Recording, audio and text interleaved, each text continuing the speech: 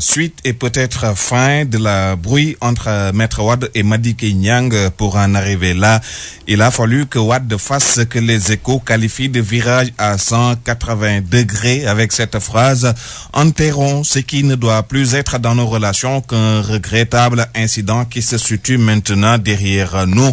Maître Wade rétropédale, lance Sud Quotidien et Vox Pop comme s'il s'était passé le mot.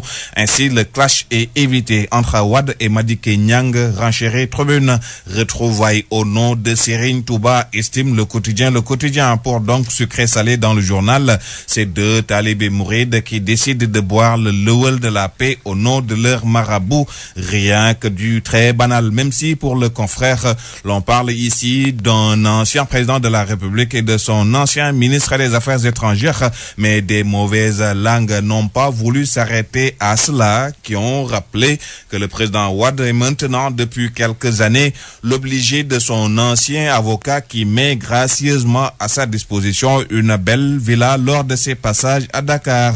Et cet aspect qui a fait réfléchir à deux fois le pape du Sopi, dont on connaît la dent dure chaque fois que les intérêts de son fils étaient menacés. Dans tous les cas, Daoucho, dans Direct Info, estime qu'en reconnaissant qu'il s'était trompé en prenant Madické Niang pour Lucifer, le démon, Maître Wade administre aux Sénégalais une leçon d'humilité. Le patriarche ne cesse de révéler à la face du monde qu'il demeure toujours un exemple à copier, car il a la claire conscience que l'individu a des limites objectives, des limites. Macky Sall en a aussi, c'est ce que semble dire Maître Djibril War dans Source A.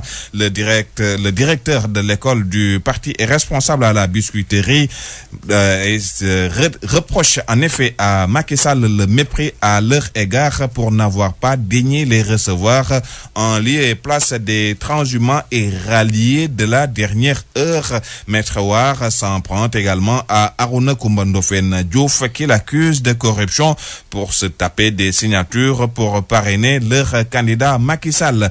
Toute autre chose avec Source A toujours, selon qui le combat entre Macky Sall et Erdogan a tué AIBD.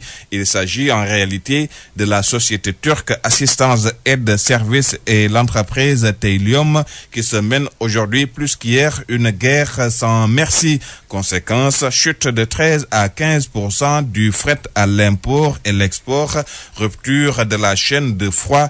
Ainsi note le journal. De gros nuages planent sur le label sénégalais. En attendant, c'est un ouf de soulagement que doit pousser la famille de l'étudiant Falocène, puisqu'on apprend avec l'AS que la veuve et deux des frères du défunt ont été recrutés dans les centres universitaires de Bambey et de Thiès. En tout état de cause, les étudiants continuent, eux, de réclamer justice pour leurs camarades, estime l'AS. À la une du Soleil, il est question des accords entre le gouvernement et les syndicats d'enseignants. Macky Sall écrit l'astre de Anne, exhorte le gouvernement à veiller au respect des accords conclus avec les syndicats. Bonne lecture à toutes et à tous.